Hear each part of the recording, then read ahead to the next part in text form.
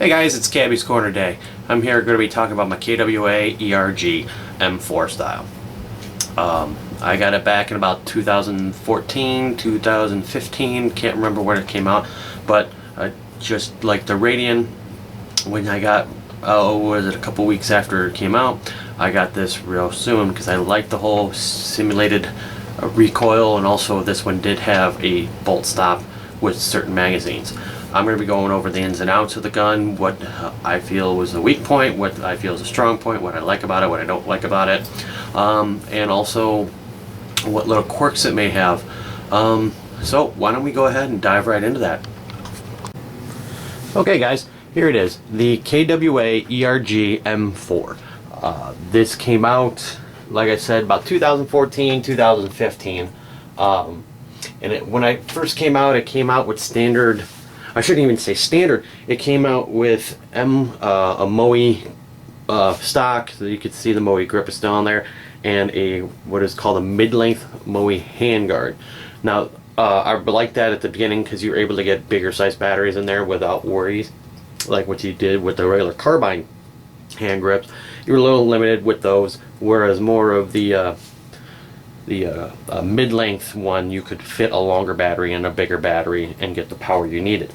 Now, what I say the power that you needed is because the motor's not only just running the cylinder off the spring, it's got to run the recoil spring.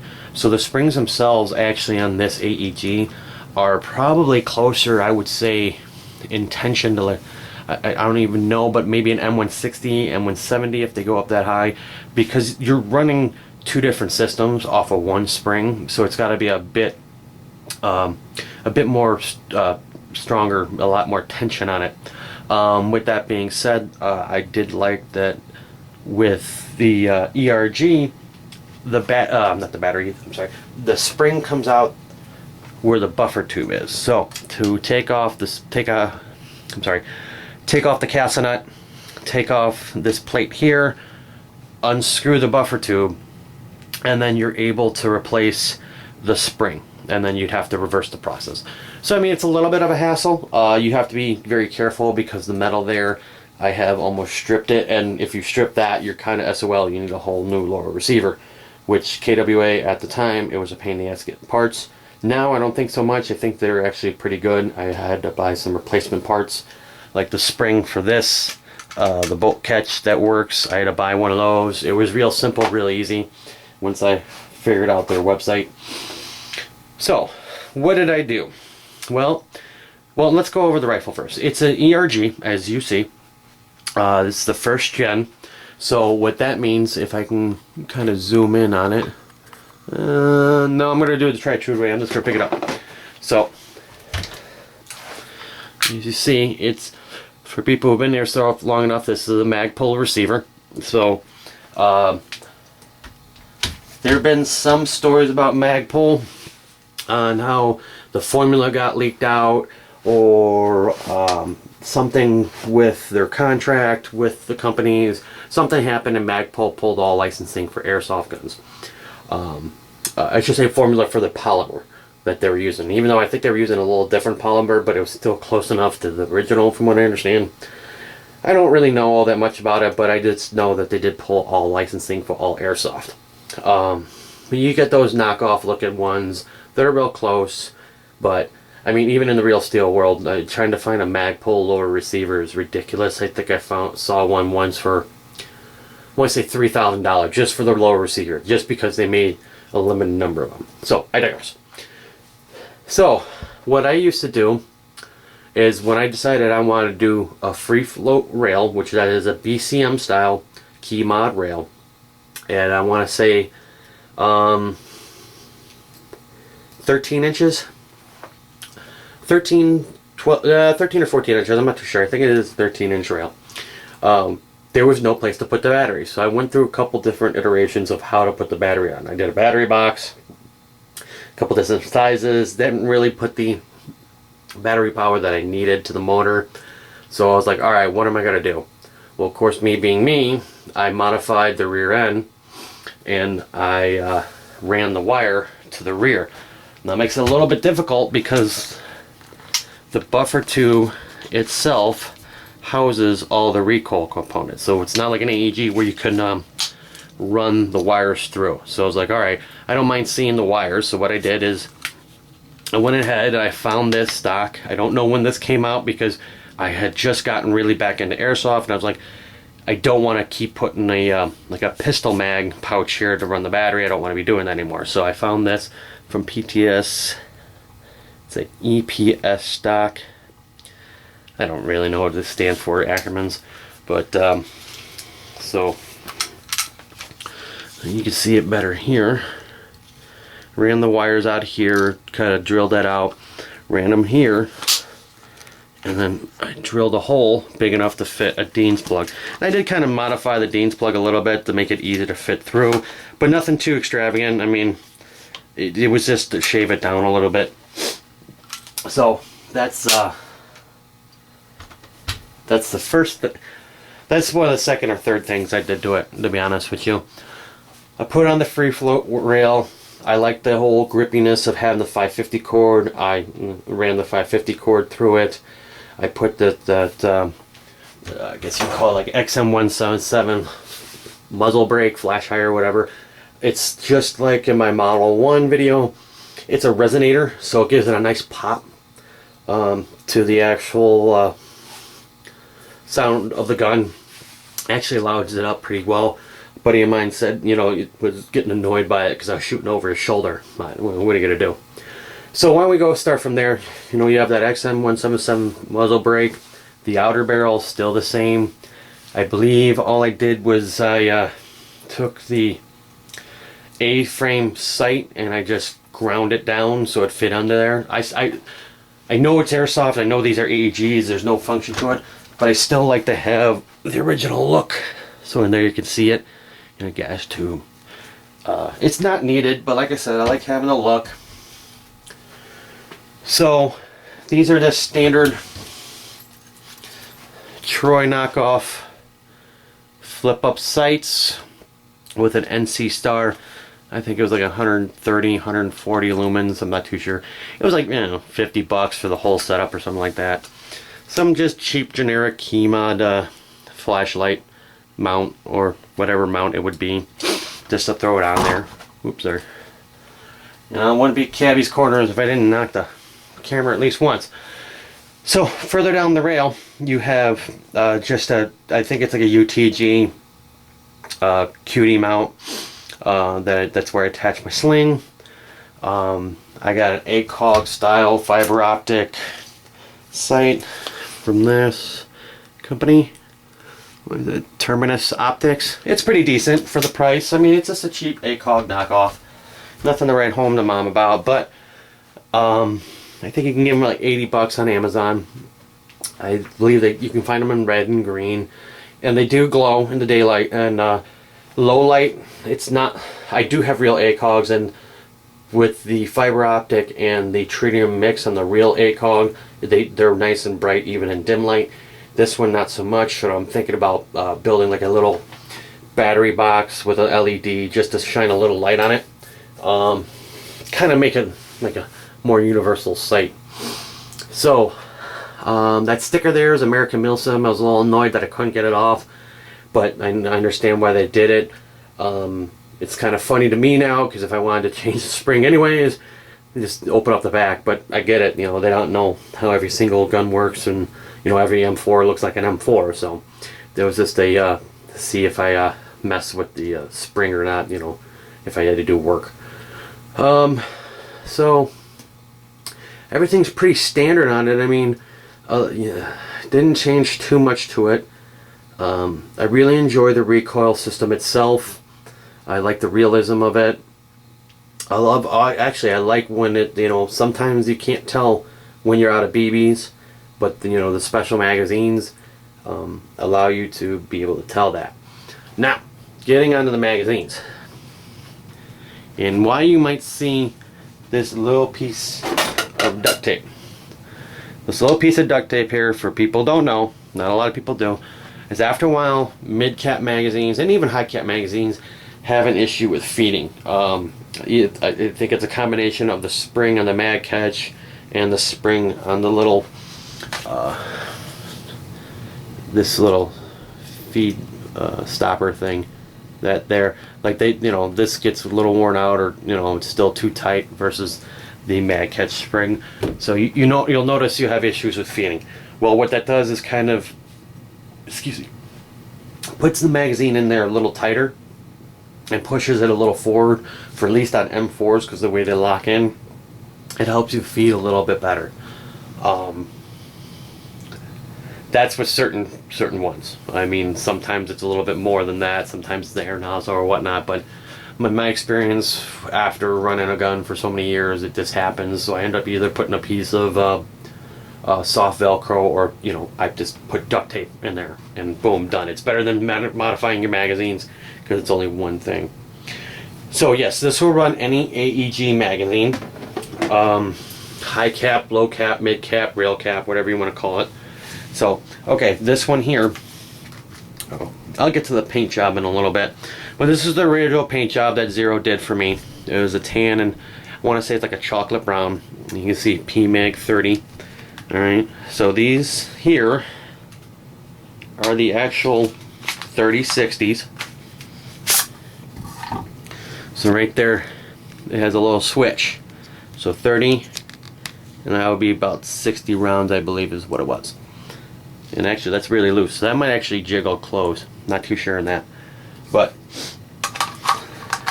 that was really easy. Like, it literally slides out the bottom. You know, slide it back in, and there you go. It's locked into place. So, if you notice, if you got a King Eye or Airsoft, there's the ERG mag, the proprietary mag, I should say, because of this little flap right back there. That's what turns off the gun when it's empty. A little bit of a difference. You know, we got that spine that runs. So these will work in the ERG and other AEGs. This will only work in AEGs. No, not AEGs, the ERG. Or what I did at one point with my HPAs, I modified the gearbox, because you don't need the little tappet plate there. You can cut that part out, and you could do, you know, you can use those mags. Unfortunately, I'm done with HPA. I'll get to that in a later video, but I digress. So this one here, it is a PMAG. Okay, it is an ERG mag, but if you look here, it says 30, and look real close, it's 120. So after KWA and everyone else lost the rights to make PMAG stuff, I'm not just slowly pointing out KWA. So anybody who was making mag full stuff wasn't able to. KWA came out with ERG mags that look kind of like this. I was looking at them, you know, I want 120 rounders, because 60 rounds fun, but everyone knows that 120 rounds is better, especially if you're just, you know, playing a long day. So I bought the 120 rounders. I was like, all right, either way, I'm going to use them. And I took the sleeves off of the 120 rounders, and I put the PMAG sleeves on. So anybody has older PMAGs and newer ones and hasn't tried it, you can. The only thing is since the switch down here is like there, now it's on 30. I push it over. Now it's on 120. It holds in by the plate right there in the screw and the button. So you'll have to use the old KWA bottom plate, not the bag pull one, which is, you know, whatever. It's a very small detail that, you know, unless people are really gonna nitpick over your stuff, no one's gonna really care. I mean, now I got a PMAG, oh whatever, the base plate's different. If I could, you know, put Ranger plates on, but I can't because of that system. So little quirks about it. Now, I have gone through at least 2 different pistons, and I think that's partially my fault. I went a little Rambo with the gun once, and even knowing that, alright, with all that strain and stress, it didn't seem like the first time when I took the piston out like it was anything special about the piston. You know, this looked like KWA piston, maybe it was a little bit more reinforced, but not a whole lot different. I think what ended up happening, what did end up happening? I didn't strip the teeth. I think it was a steel tooth piston, and I want to say that one, the teeth got ripped out. So it was intact, but the teeth separated from the piston. Because you know, the pistons with the metal teeth, or actually I think all the pistons, the teeth are pressed in there and kind of welded or kept in place there. So it ripped the teeth out, so there was no engagement. The second one, I believe I cracked the piston itself. So that was due to me. I believe I do run 11.1 on it to, you know, get good response. And also, I believe it's one, I want to say a high torque, or one of those high torque, high speed motors. I switch around parts so much I can't remember, but I know it is a higher modified motor than what came with the actual AEG itself. Alright, so on to the paint job. Now the gun used to be painted all that color, that tan and brown, that reddish brown, even the stock, but when I changed over the stock I didn't have any more of the paint. And with Duracoat, which that is Duracoated, so it has lasted a bit, it's like $35-40 a can, which I know seems a lot, but it's not like spray paint. Like, you could see the difference of wear. Like, okay, it's chipping, right? It's years of wear on these points here, right? You could see a little bit shine here, a little bit shine here, where it rubs up against me, little cracks, but you could see the amount of wear and what kind of wear it is on this. I mean, and this is just going in and out, and this has been on here using it a lot longer. I think I only used that for maybe 6 months, that paint scheme, because the gun used to be the same paint scheme. I believe it was with, I want to say, the old stock and old foregrip. So I went to the new foregrip. It was black and everything was painted. It didn't mesh well, so I wanted to repaint it, so I ended up doing this. So this was a test bed for my real steel, because I have a real steel that's painted like this, a little bit better than this one here. So going back to the Duracoat, Duracoat's real great. I like it because you can, the $35-40 or $45, whatever it costs, it's the system. So basically you get the spray can with the propellant / hardener in it, whatever it needs for the paint itself, the drying. It was I want to say like a cleaning sponge. If you ever worked with those, it's like a maroon color. It looks like a sponge, but it's like a light sandpaper. So that was to scuff the original finish, and also came with the greaser. In a later video, I'm going to go over my paint setup. I had a little paint booth, and I got a little baking oven for, you know, painting projects like this. So what I ended up doing is, because I used it so much, I ended up warming the product, not warming the product, but warming the rifle parts up, and then degreasing them, and then painting them. I just warmed up a little bit to try to pull some of that grease out, and so it was a little easier to clean off. Going on from there, oh yeah, I put the little hand stop there. I do like the hand stops. It functions. It's just a hand stop. Nothing, you know, nothing too thrilling with that. So the only other thing I would want to show you is magazine's empty. There is a battery here, so it's in there nice and tight with that. So I'm going to go ahead and fire off a round. Alright, dead trigger. Sometimes, let's get that. Let me make sure I'm on the other side.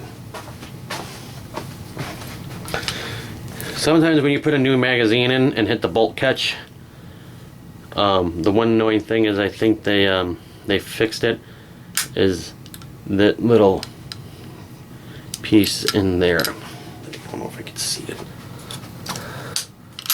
Okay, yeah. That little brown piece in there that's wiggling. there's another piece behind it that's black. It kind of gets gunked up, and what ends up happening is that it won't fire. You got to kind of play with it. That's really my biggest issue with it, to be honest with you.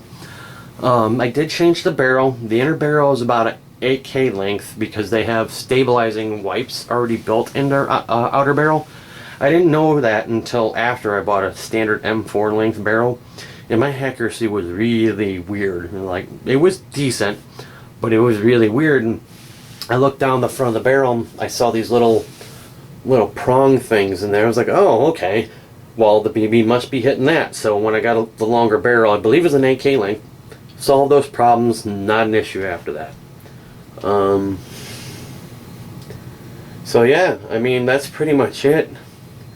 I love the gun. I mean, had its quirks when I first got it. It would shoot over 400, and I didn't have the CQB spring, but when I got the CQB spring, I was able, that brought it down below 350. I was able to use it indoors, and then outdoors I was able to put that spring in if it was running just too hot that day. But other than that, I enjoy KWA products, and yeah, I think the new ERG is, you can have it rear wired, sorry. But there you go, guys.